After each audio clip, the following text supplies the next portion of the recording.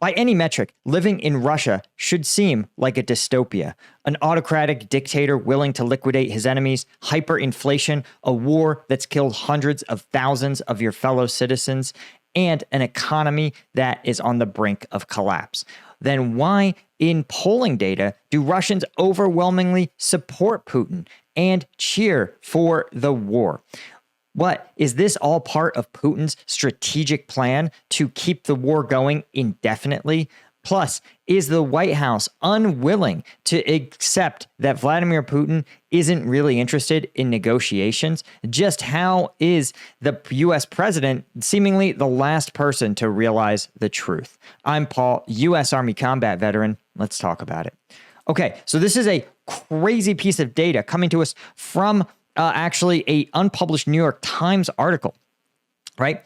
That reportedly this is a mid-April 2025 poll that was conducted by a Russian opposition polling organization called Chronicles. But what it found is that half the respondents that they surveyed said that they would not support a peace deal that falls short of Russian President Putin's initial war aims of what he calls denazification, demilitarization, and neutrality. But I want to point out that, as we've talked about on this channel, that these objectives amount to turning Ukraine into a vassal state, because you notice that Ukraine doesn't actually have any elected officials that are Nazis. Instead, this is partially a Russian propaganda move to link this war in Ukraine with the Russian experience in World War II, to kind of gin up that same patriotism. But what's more important for Vladimir Putin is that because only the Kremlin gets to decide if a political party is too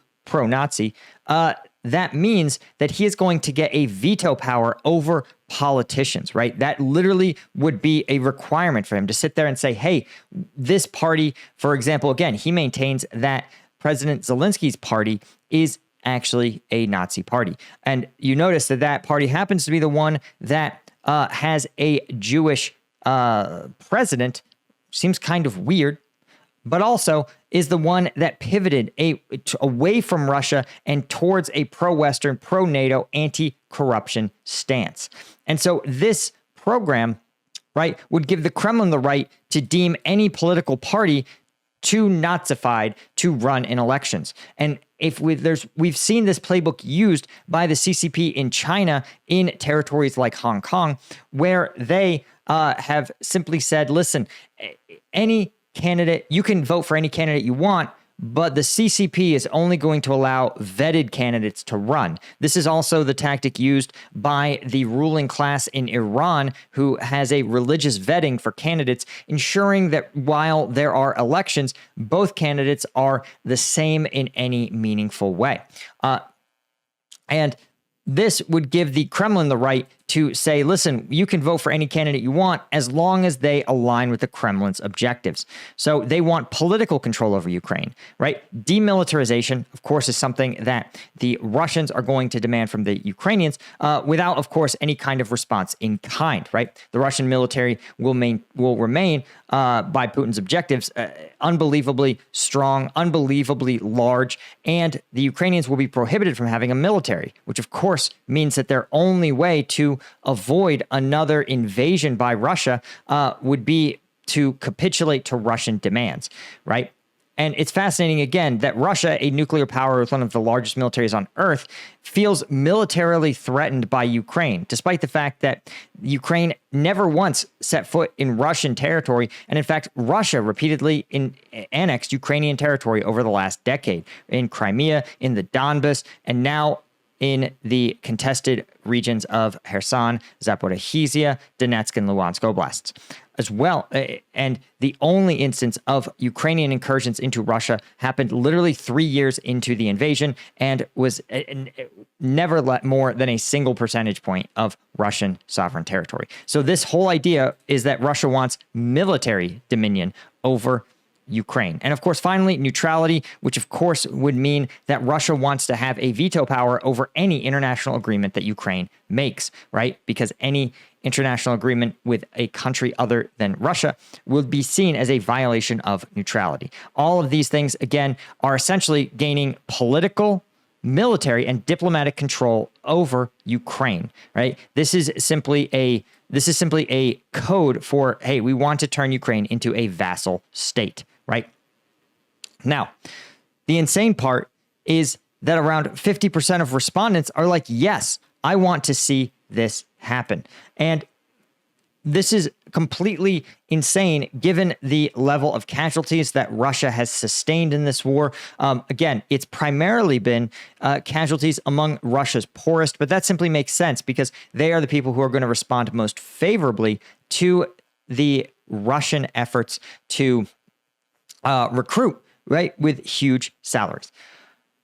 But when they surveyed, the insane part is even among those who are actively fighting, according to a survey of 100 Russian military personnel, only 18% said they would support a Russian withdrawal from Ukraine prior to achieving Putin's stated war goals, and only about 20% said they thought the war might end in the coming months.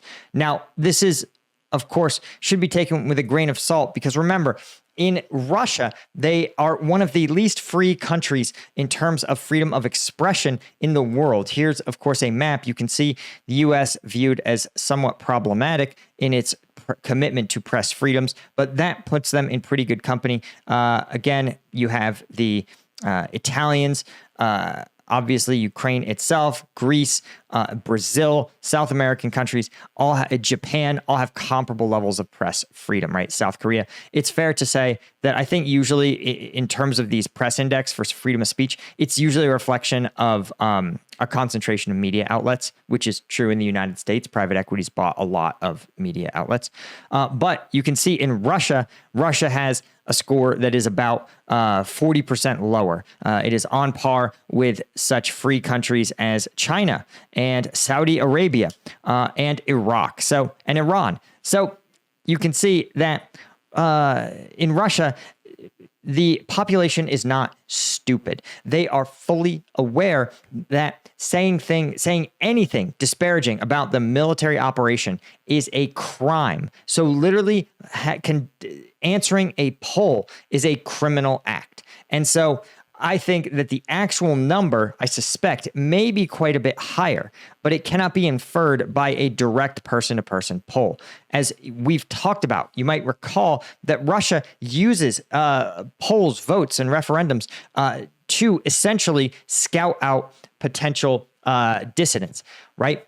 In the referendums in the contested regions, for example, armed Russian soldiers went door to door and demanded that residents fill out their votes in the presence of armed Russian soldiers. There was no secret ballot. And again, if you are in an occupied territory and the occupiers come to your house armed with guns and say, "Do you love us occupiers? For the sake of your family," you should say, "Yes, I love being occupied by Russian forces." And so when someone comes to a Russian's door and says, "We are conducting a poll, but don't worry, we're totally independent of the Russian government, and we definitely won't keep your data," every Russian citizen worth their salt is going to know that if they don't want to end up in a gulag or mysteriously fired from their government job, they are going to say that I love Vladimir Putin, I support all of his objectives, and whatever the government says we need to do, they are almost certainly right. And this is, of course, but this may still be a reflection of true feelings of the average Russian, right? In fact, the New York Times actually interviewed 11 Russian soldiers who had been captured by the Ukrainians or who are currently fighting or have fought in Ukraine. And they overwhelmingly were against this unconditional ceasefire and believe that Russia should keep fighting until Russian forces have seized the entirety of the contested regions. And but what I think, again, is fascinating is that these Russians, if they're found to have betrayed Russia in their time in captivity, they are likely going to be punished if they're exchanged in any kind of prisoner swap. So I would be more curious to know the thoughts of Russian soldiers who have defected, who have requested asylum in the West, do they still support Vladimir Putin's efforts? Now, before we talk about, of course, why it's sort of awe-striking to see the Russian public simply be so passively supportive of Vladimir Putin, I want to mention that if you feel like you are just passively rolling through your day, I get it. I know my audience, you are like me. You are more likely to be married. You're likely to have kids. You're likely to have a full-time job, right? By anyone's metric, you are a success.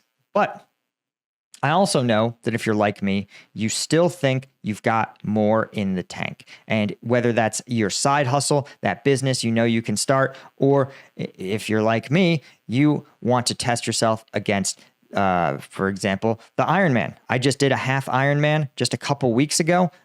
It was super hard and the training was really difficult, right? I really had to get my time management right. After bedtime, before my daughter wakes up, during my lunch break, I became the king of the lunch break workout, right? I literally walk through that door, get on my bike and go. I know the route. I got it memorized and I literally pull in, hop off, hydrate and get back to work.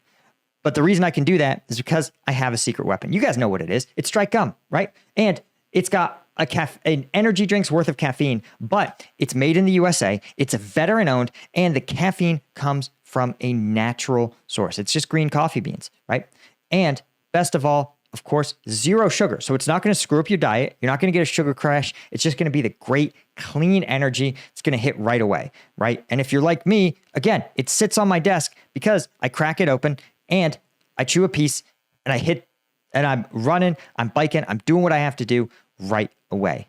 And boy, that focus early in the morning or in the afternoon when I'm starting to crash, it's a game changer. So if you want to change your game, go to strikegum.com or go to Amazon. We are every day more, and we are slowly getting onto Prime, right? It's circling through Amazon's warehouse network. So it may be in your nearby, your city and be Prime eligible now, but I'm going to put the link in the description. Also, guys, if you are going to get Strike Gum on Amazon, please, we need as many honest reviews as we can get, right? Because it's a brand new Prime listing. So if you have had a great experience with Strike Gum, order it on Prime and let them know by leaving a review. Obviously, you should be honest, but I love 5-star reviews. So thanks to all you guys that have helped us out. Now, I want to point out, Russia is not a great place to live. Here is the Russian life expectancy by gender. And as you can see, this is, I think, really fascinating because here is the Russian male's life expectancy. And as you can see, they've actually had relatively steady gains. Now, you might note that, wow, these are unbelievably low. In fact, men living only to their mid-60s is actually a really troubling trend and is actually, I think, reflective primarily of Russia's drinking culture. We know from the research that there is no safe amount of alcohol, right? People who are even casual drinkers have statistically a higher mortality rate than people who abstain entirely. But again, there is a vast difference between the tiny increase in risk that happens when you drink sort of like an American does, right? A third of Americans don't drink at all. And the vast majority of Americans drink fewer than, 10 drinks a month. A Russian typically might drink 10 drinks a night. And so when you have this, you have these massive reductions in life expectancy. But even worse, you can see that following the COVID pandemic, Russia had a massive decrease in life expectancy, but it hasn't really bounced back. The average male, again, living to only 67 years old, and actually based on the number of casualties in the Russian conflict, it's likely that that number is even lower. Let's see if we can find it here. The life expectancy of Russian men. Let's see if the World Bank data is a little more up to date, because I strongly suspect that when you have a large scale war affecting males, you are going to see, oh, here we go. Here's Trading Economics. Claims to have the data for 2025. Let's see the 5-year mark. This is of course, it actually is increasing, but you can see 65 and then bounce back to 67 and is now up to 68, which is kind of insane. I would actually expect it to be much lower, and it may be still lower still, given that, again, these 23-year-olds, you're talking about a huge increase in mortality in 2023, but also in 2024 and this year, 2025. So I'm surprised to see that statistic. But what doesn't surprise me is that the top countries for rate of alcohol use disorder in males in Russia, nearly 1 in every 6 Russians have alcohol use disorder, right? That is fucking scary.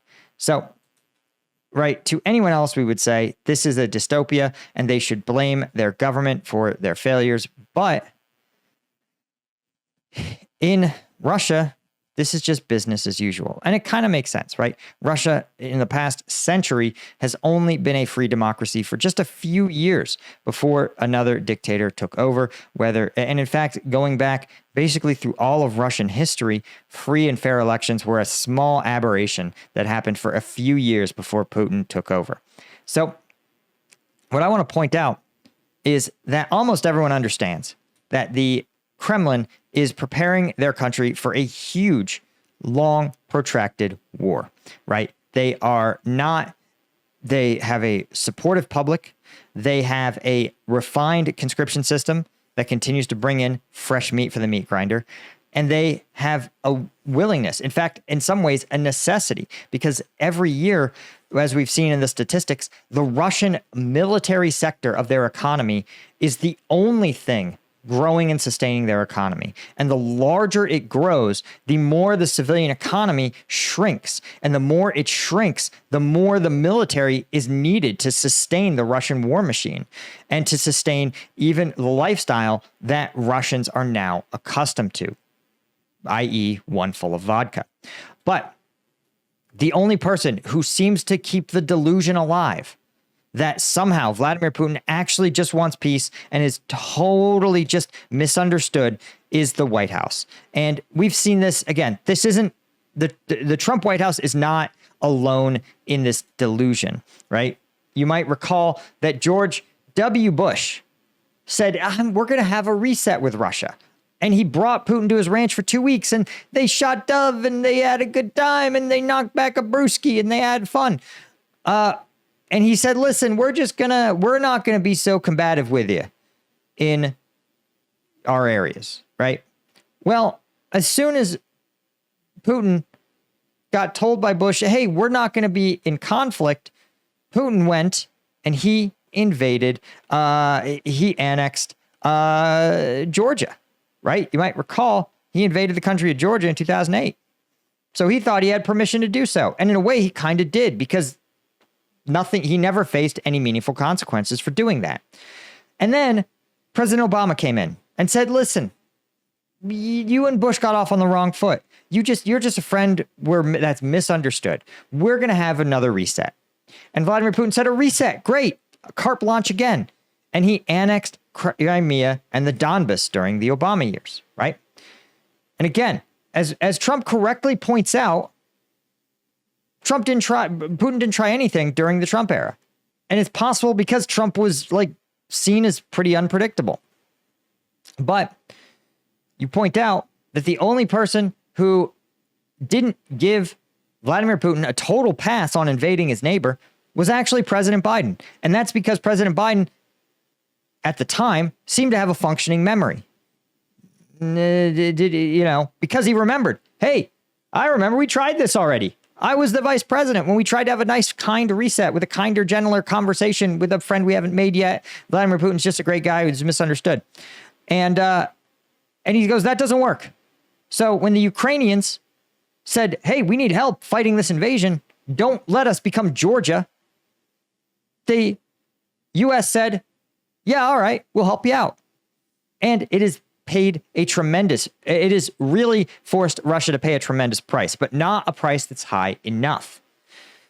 And so now the Trump administration seems to believe again that Vladimir Putin is just a friend we haven't made yet. Because even though Vladimir Putin refused to attend a U.S.-backed peace conference, even though Vladimir Putin lied about multiple truces. He lied about the Easter truce. He lied about the May Day truce. He lied about the energy infrastructure ceasefire, right? Remember, we talked about that Vladimir Putin conveniently misunderstood the terms and said, oh, you meant energy and infrastructure. I thought it was energy infrastructure. Of course, Ukraine doesn't have any energy infrastructure. They're not an energy producing country. The only energy producing sector is actually in Pokrovsk. And that coal mine had just been evacuated because the fighting was too close. And so Vladimir Putin said, oh, sorry, I thought you meant energy infrastructure. It's like Ukraine doesn't have any energy infrastructure. Only you do. Why would anyone agree to a ceasefire that only protects you?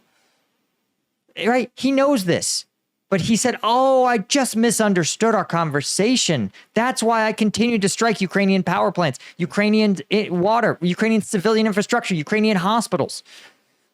It's like, dude, you weren't supposed to strike a hospital anyway. It shouldn't take a truce to get you to not commit a war crime. But this is the kind of dishonesty. And Vladimir Putin, of course, but here, this is the thing. If there's no price for being dishonest, then what consequence could you possibly have? Right? Like, why would he change his behavior? Lying, cheating, breaking the rules. None of these things face any consequences. Remember, he went to a third country. He went to North Korea, took tons of their military gear, took their actual soldiers and said, join the war. We sit there and go, oh, it's so dangerous to escalate. Oh, I'm so afraid of escalation. And it's like, maybe Vladimir Putin needs to be more afraid of escalation because he is escalating the conflict, right? He opened new fronts. It used to be about, remember, the conflict was about the eastern part of Ukraine until Vladimir Putin began to conduct operations. Remember, in the Kharkiv, he opened up a new Kharkiv front. Bet you forgot about that. And then, of course, then the Ukrainians said, well, we're going to fight you in Kursk. But you see how these escalations in the war are a massive problem. And remember, that is ignoring the other reality that everyone has put their head in the sand on because no one wants it to be true, is that Russia has engaged in a campaign of systematic sabotage and covert operations, not that covert, frankly, in Europe, right? And let's see if we can find it. The scale is actually pretty significant. I wonder if it has a Wikipedia entry. It does not, which is itself pretty interesting. But you can see in the news that this is a massive issue. In fact, just this week, 3 more Russian-backed operatives were arrested in Germany for conducting an act of sabotage in Europe on behalf of Russian intelligence.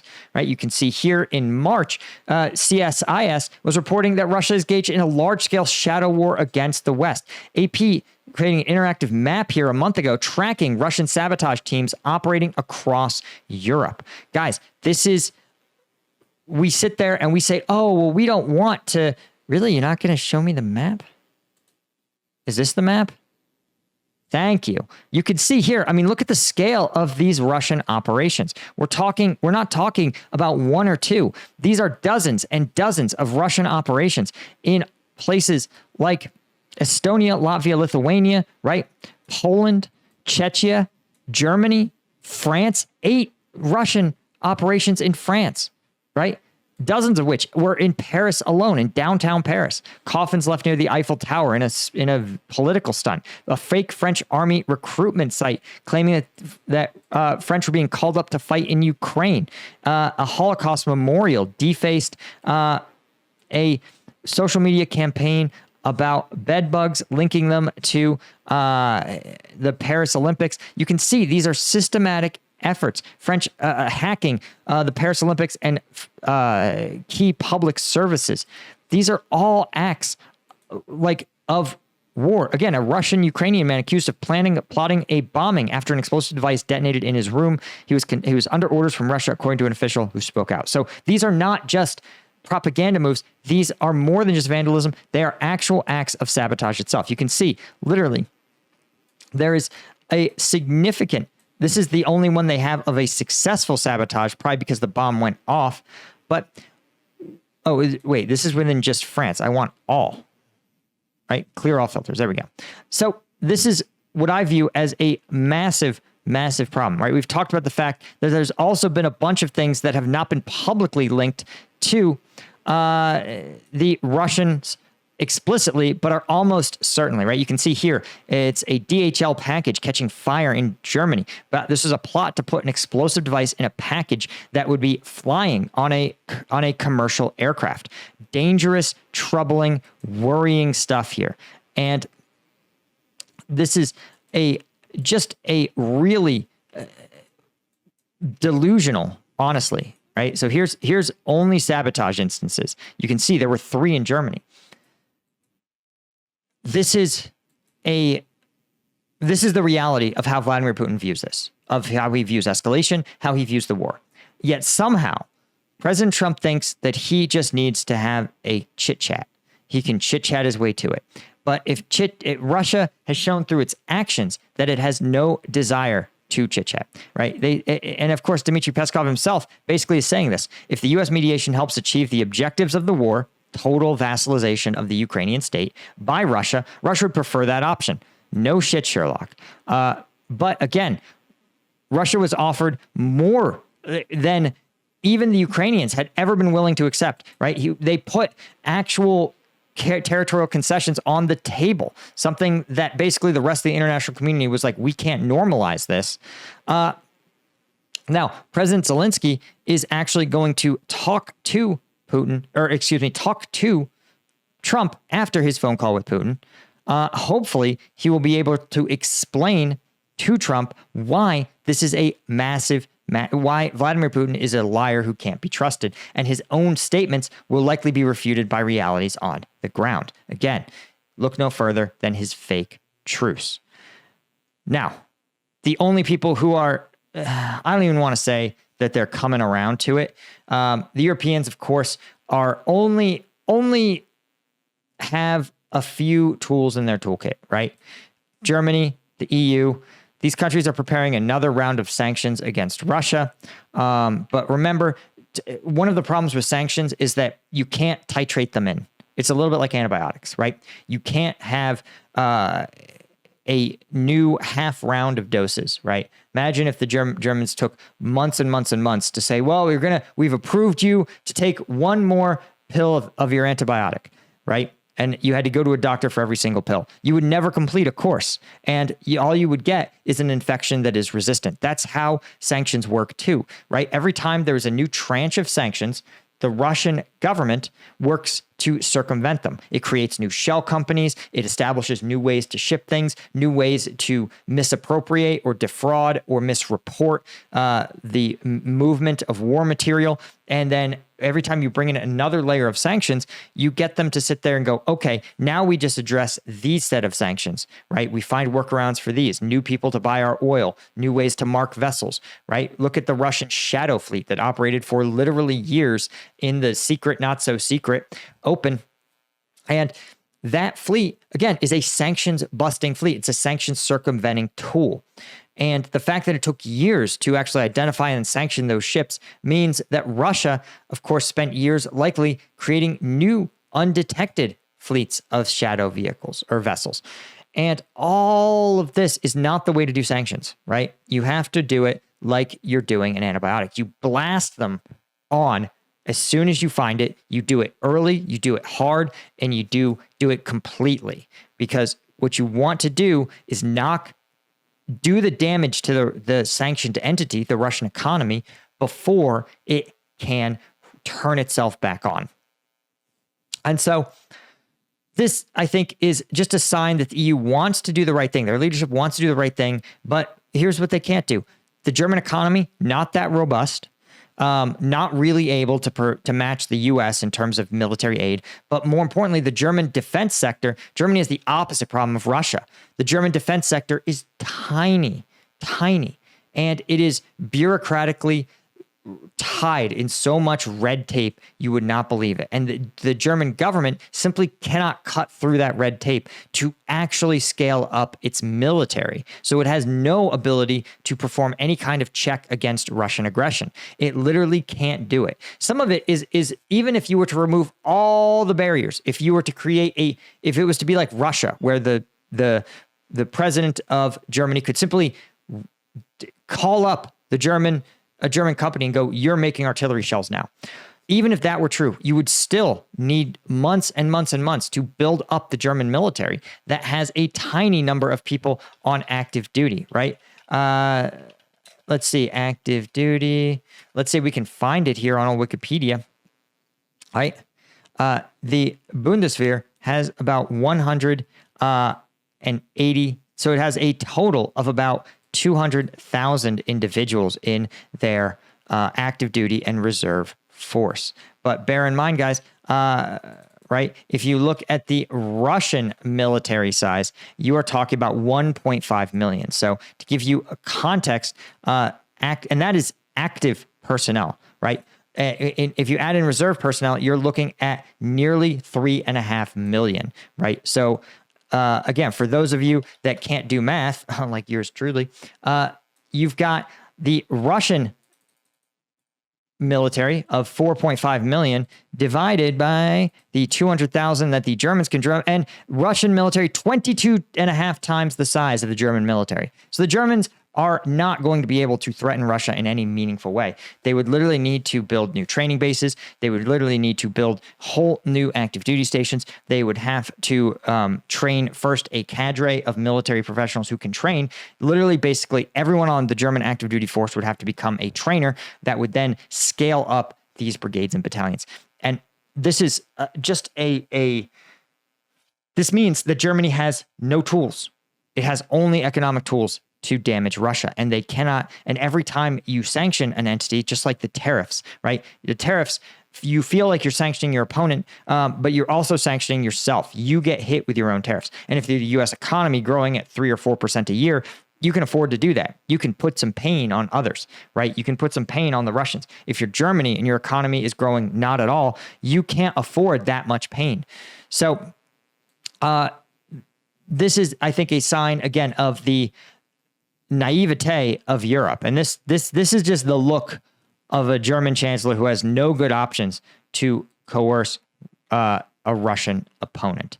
Anyway, guys, that's all I had. Hit that subscribe button. Thank you to our Colonel tier members, guys like Jeff Davies, Mike Chirin, Margaret G-Bank Club, Peter Fucci, Dan M., Petchatoru, Henry Russier, and Ida Skycall, as well as all of our lieutenant tier members. You guys are the ones who make this whole thing possible. I appreciate you all so much, and I will see each and every one of you in the next one. Cheers.